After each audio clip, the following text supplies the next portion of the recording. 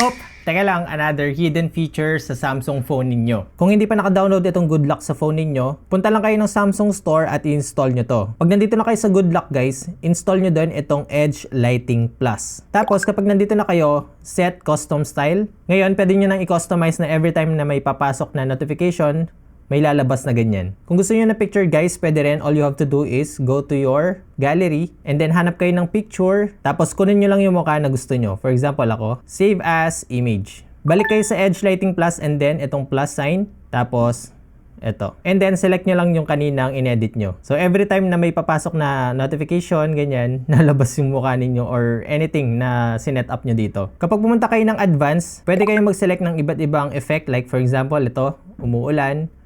Or ganyan, ito, or ganyan. Make sure lang na kapag natapos nyo na yung custom style, i-disable nyo itong show app instead of custom style image. So for example, may papasok sa inyo na message, ganito yung magiging notification nyo.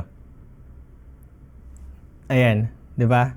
Meron akong message na pumasok at ganun yung notification na lumabas. Alright, sana nakatulong itong video na ito. Kung gusto mo pa ng ganitong klaseng content, please like and follow for more. Nice!